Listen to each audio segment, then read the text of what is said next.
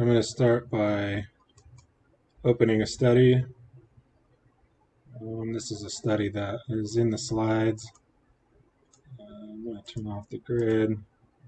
And then I will run a load flow analysis to begin. Run that. And then once that's complete, we can look at where everything's flowing. And then we can also put a load flow results box to look at different points in the system to see what kind of power is flowing through the system at any given point, maybe on this bus. And then I'm going to close that. Run transient analysis. And then on the transient analysis, you can define the time that you want to look at. You can look at different events. If you want to add an event, maybe apply a fault at a certain bus, or node. You can do that. I'm going to deselect that and just run this. This is the result should be in the slides. Also, I could monitor different things. I'm only monitoring the bus voltage and frequency now, but we could monitor any of this stuff if we wanted, or individual cables, individual systems.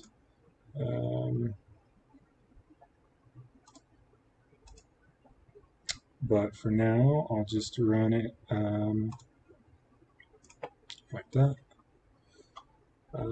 It'll take a minute to process everything, and then should get the charts dialog box.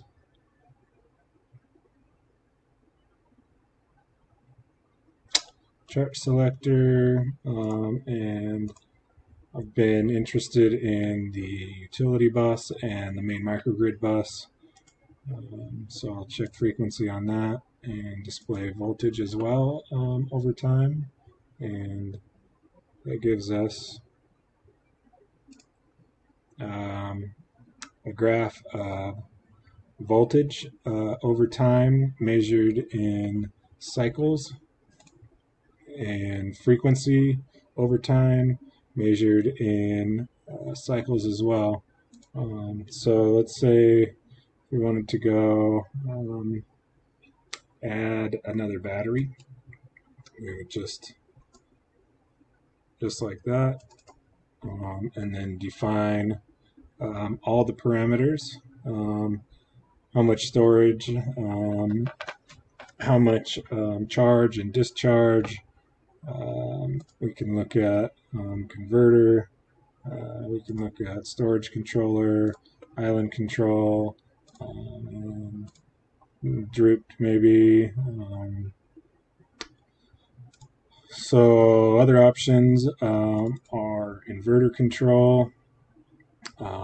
We've been using a lot of dynamic inverter control, which this particular model doesn't have a user-defined model right now. This is the default user-defined model, but in other cases I built a separate user-defined model, or you could come here and change the exciter model to any given island control stabilizers. So that's fine.